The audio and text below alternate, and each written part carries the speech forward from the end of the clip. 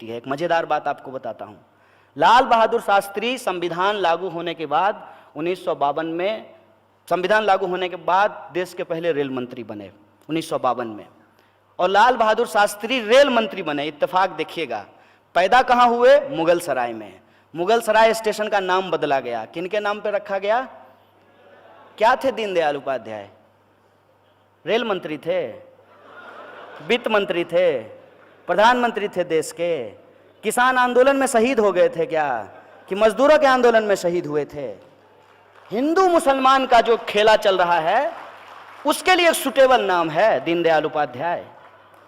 और रेल मंत्री थे लाल बहादुर शास्त्री, मुगल सराय में ही पैदा हुए, और रेल मंत्री रहते हुए एक रेल दुर्घटना हो गई थी तो उन्होंने इस्तीफा दे दिया था। ये है राजनीतिक मूल्य। और वो राजनीतिक मूल्य आज कहां पहुंच गया है? वो राजनीतिक मूल्य वहां पहुंच गया है कि पहले 2.5 साल तक जेटली जी ने बताया नहीं कि माल्या से वो मिले हैं, बताया कि माल्या से मिले हैं, इंतजार करते रहे। सेटिंग किया होगा कि माल्या को मत बोलना यार कि तुमसे मिले थे। माल्या कहा कि नहीं, पैसा तो हम लेकर के आए हैं, हमको वापस देश बुलाओ। बोला अभी आओगे, चुनाव है यार, सब गड़बड़ हो जाएगा। तो माल्या ने कहा कि नहीं, हम मिले थे। जब माल्या ने कहा कि हम मिले थे तो जेटली भी बोले कि हाँ हम भी मिले थे, थोड़ी देर के लिए मिले थे। मुझे माल्या पे भरोसा नहीं है, बिल्कुल भी भरोसा नहीं है। जो 9,000 करोड़ रुपया लेकर के भाग जाए उस पर कैसे भरोसा कर सकते हैं? कोई मेरा 9 रुपया लेकर के भाग जाएगा, हम उस पर भरोसा नहीं करेंगे, वो तो 9,000 लेकर के भाग गया है। हम अपने देश के वित्त मंत्री पे ही भरोसा करना चाहते हैं। जैसे हम देखे हैं, लाल बहादुर शास्त्री भी रेल मंत्री थे, महात्मा गांधी थे, तमाम तरीके के लोग थे। क्या ये भरोसे के काबिल हैं? इन पे भरोसा किया जा सकता है? ये पहले नहीं बताए कि मिले थे। जब माल्या ने कहा कि मिले हैं तो इन्होंने कहा कि हम मिले थे, थोड़ी देर के लिए मिले थे, तुरंत बीजेपी आ जाती है। एक तो इनके जो सारे मंत्री हैं, एक मंत्री तो बोल दिया यहां तक कि विपक्ष के उलझुल सवालों का जवाब देने के लिए प्रधानमंत्री नहीं है, हम जवाब देंगे। तो कानून मंत्री का जो सवाल होगा उस पर गृह मंत्री बोलेंगे, गृह मंत्री के सवाल पे वित्त मंत्री बोलेंगे, वित्त मंत्री पे जो रक्षा मंत्री बोलेंगे। कोई भी मंत्री अपने मंत्रालय से जुड़ा हुआ बात नहीं बोलेगा, बाकी दुनिया भर की बात बोलेगा। मेरे जो है एक मित्र ने हमको एक दिन इनबॉक्स किया, बोला कि एक भाजपा का स्पोक्स पर्सन आता है, डॉक्टर कहता है अपने आप को, तो बोला उससे पूछिएगा कि 2 जोड़ 2 बराबर कितना होता है, तो पहले चेक करेगा कि कांग्रेस के वक्त में कितना होता था। अरे तब भी 4 होता था, अब भी 4 होता है और आगे भी 4 होगा, इसमें क्या दिक्कत है? हर बात के लिए बात को गुमराह कैसे करना है। तो वित्त मंत्री के बचाव में आई भाजपा, और भाजपा ने कहा कि नहीं, उस दिन तो वित्त मंत्री पार्लियामेंट गए ही नहीं थे। एक लाल बहादुर शास्त्री थे, वो रेल जो है ट्रेन नहीं चला रहे थे, ट्रेन जो है ट्रेन का ड्राइवर चला रहा था। लाइनमैन का काम है लाइन चेक करना, लेकिन रेल मंत्री ने जिम्मेवारी लेते हुए कहा कि हम इस्तीफा देंगे क्योंकि हम रेल मंत्री हैं, हमारे राजकाज में रेल की दुर्घटना हुई है। रोज रेल दुर्घटना हो रही है, और मैं आपको विश्वास दिलाना चाहता हूं कि आपको रेल मंत्री का नाम भी याद नहीं होगा, क्योंकि कोई भी मंत्री अपना काम करेगा तब तो उसका नाम आपको याद रहेगा। अब देश का प्रधानमंत्री जो है वो विदेश मंत्री का काम कर रहा है, दुनिया घूम रहा है। ये जो सिचुएशन है, इस सिचुएशन को आप देखिए और आप समझिए कि सच क्या है, झूठ क्या है, हर बात को कैसे ट्विस्ट किया जाता है, कैसे इतिहास को तोड़ा मरोड़ा जाता है, कैसे गांधी जी का भी चश्मा इस्तेमाल कर लिया जाता है। माने कहते हैं ना, मुख में राम बगल में छुरी, मुख में नाथूराम बगल में गांधी। ये कैसे इस्तेमाल कर रहे हैं? सब कुछ कहेंगे, गांधी जी महान आदमी थे, गांधी जी अपना पखाना साफ करते थे, गांधी जी सादा जीवन उच्च विचार करते थे, और गांधी जी का कोई भी चीज अपने ऊपर लागू नहीं कराएंगे। ना सादा जीवन उच्च विचार लागू करेंगे, ना रूरल इकोनॉमी को लागू करेंगे, ना किसानों की आत्महत्या पे कुछ बोलेंगे, ना गांधी की हत्या पे कुछ बोलेंगे। कोई एक मंत्री, कोई एक बड़ा नेता, कोई एक रेस्पॉन्सिबल व्यक्ति जो खुल करके कहे कि गांधी की हत्या नाथूराम गोडसे ने की, इसलिए हम नाथूराम गोडसे को आतंकवादी समझते हैं, नाथूराम गोडसे को मुर्दाबाद कहते हैं, किसी में हिम्मत नहीं है ये कहने की। और अपनी नाकामी को छुपाने के लिए सारा का सारा दोष जो है वो किसी और के सर पे मढ़ देना है। मसलन कि भाजपा ने कहा कि एनपीए जो है वो तो कांग्रेस के टाइम पे हुआ था, करप्शन जो है वो तो कांग्रेस के टाइम पे हुआ था। कांग्रेस के टाइम पे महंगाई नहीं थी क्या? तब पेट्रोल महंगा नहीं मिल रहा था? अरे किसान आत्महत्या तो कांग्रेस के वक्त में भी होता था। हम स्वीकार करते हैं भाई कि यह सारी समस्या जो है 2014 से शुरू नहीं हुई है, ये हम स्वीकार करते हैं। लेकिन अगर ये आप कह दें कि तू चोर मैं चोर इसलिए चोरी बहुत अच्छा है, ये तो हम मानने के लिए तैयार नहीं है। ये तो जवाब नहीं होता है। तू चोर मैं चोर इसलिए चोरी मुद्दा नहीं है, इसको हम कैसे मान लें, इस देश के नौजवान कैसे मान लें, ये सवाल मैं आपके सामने रख रहा हूं। एनपीए था, करप्शन था, इन जो समस्याएं हैं, इस समस्या से ही निजात के लिए लोगों ने आपको प्रधानमंत्री बनाया, नया सरकार चुन करके लाया। नहीं तो वही लोग कंटिन्यू कर रहे होते, क्या दिक्कत है? अरे कम से कम इतिहास तो झूठ नहीं बोलते ना मनमोहन सिंह, पढ़े लिखे व्यक्ति हैं। कम से कम इकोनॉमी पढ़े हुए थे, इकोनॉमी समझे हुए थे, तो कोई इकोनॉमिक डिसीजन लेते तो डीमोनेटाइजेशन जैसा ब्लंडर तो कम से कम नहीं किए होते। ये तो होता ना। मैं किसी के समर्थन में नहीं बोल रहा हूं। आज जब मैं गांधी की बात कर रहा हूं, लाल बहादुर शास्त्री की बात कर रहा हूं, तो देश में क्या होना चाहिए, लोकतंत्र में क्या होना चाहिए, क्या जरूरी है हमारे आने वाली पीढ़ी के लिए, समानता क्यों जरूरी है समाज के लिए, मैं इस पर बात कर रहा हूं। और यह क्या मतलब होता है? हर सवाल को गुमराह करके आप नेहरू के पास पहुंचा देना चाहते हैं।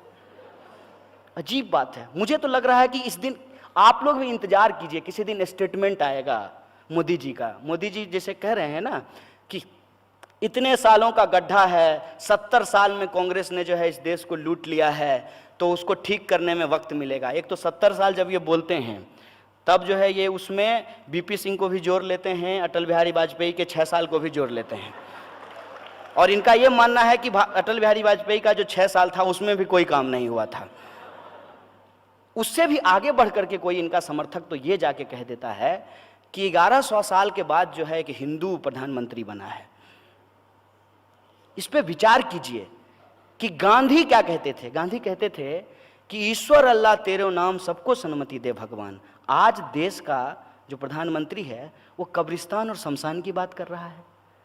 आप हिंदुस्तान की बात कीजिए, आप कब्रिस्तान और शमशान की बात क्यों कर रहे हैं? आपको हिंदुस्तान की बात करने के लिए इस देश का प्रधानमंत्री बनाया गया है, लेकिन आप हिंदुस्तान की बात नहीं करेंगे। ये जो सिचुएशन है, इस सिचुएशन में हमको ये विचार करना पड़ेगा कि हम किस तरीके से देश का निर्माण करेंगे। और देश का निर्माण करने के संबंध में एक इंपॉर्टेंट बात मैं आपको बता दूं। इस देश का जो डेमोक्रेटिक प्रोसीजर है, उस प्रोसीजर पे हमको स्टिक होना पड़ेगा। क्या है प्रोसीजर? प्रोसीजर ये है कि पिछली सरकार की जो गलतियां थी, उन गलतियों से जनता नाखुश थी और जनता ने पार्लियामेंट्री डेमोक्रेसी में नए लोगों को अपना मत दिया और नए लोगों की सरकार बनी।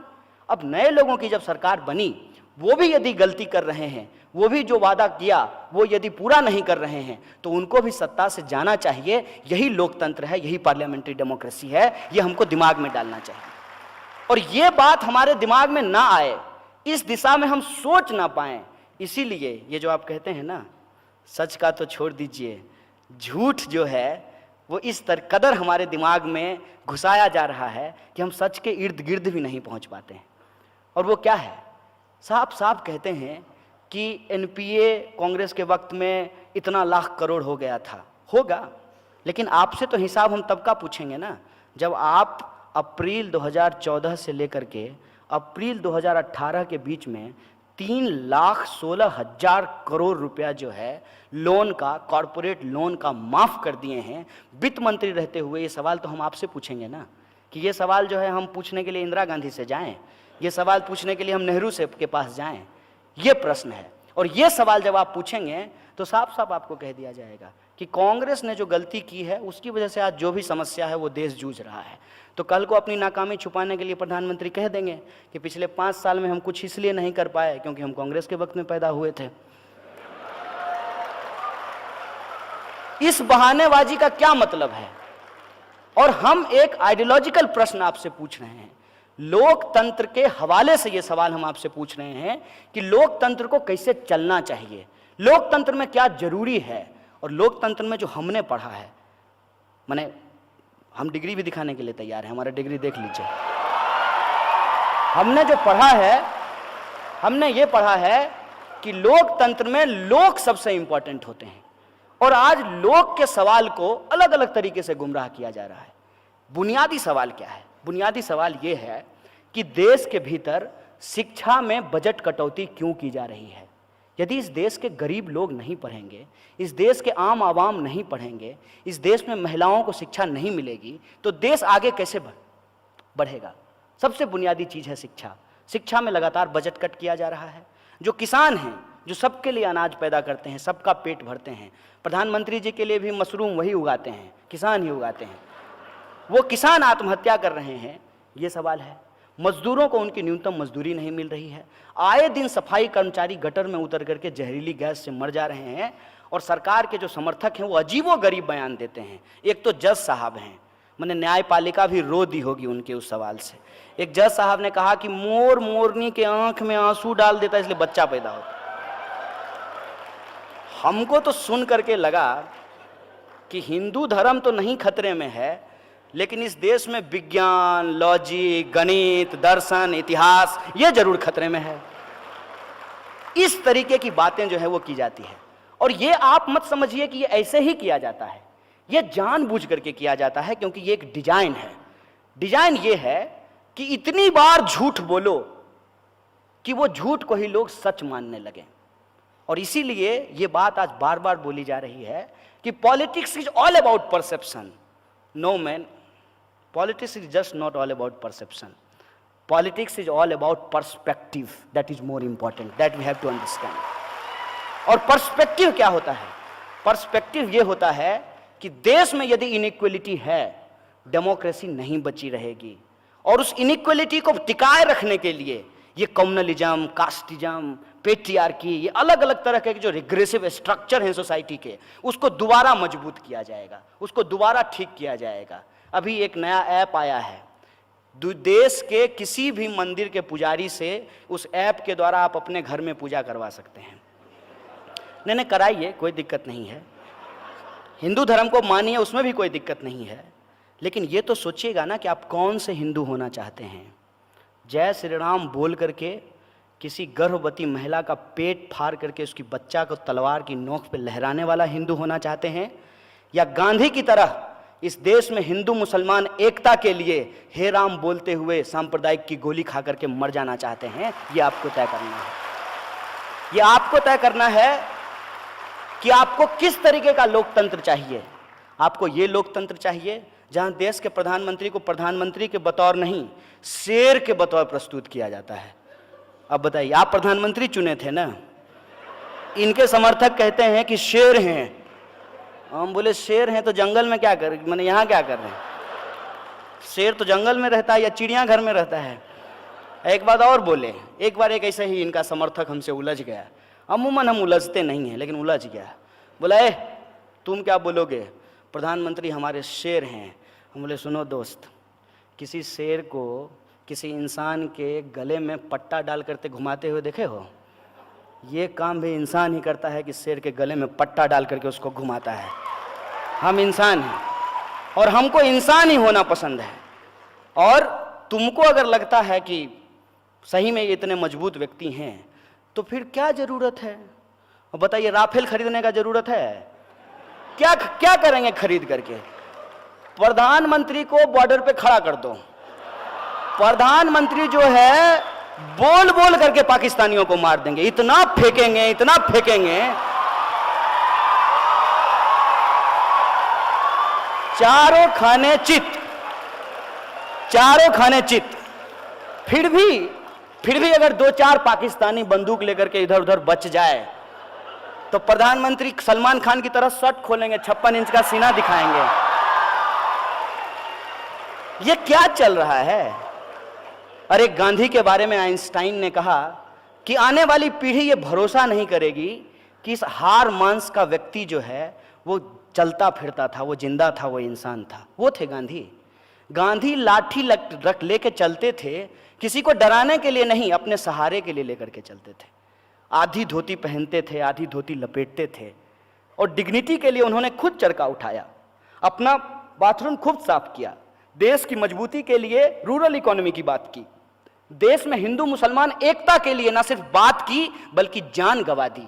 और आज गांधी के नाम पे, गांधी के इस देश को हम जिस तरफ लेकर के जा रहे हैं, मैं समझता हूं कि वो रास्ता अंधकार और गड्ढे का रास्ता है।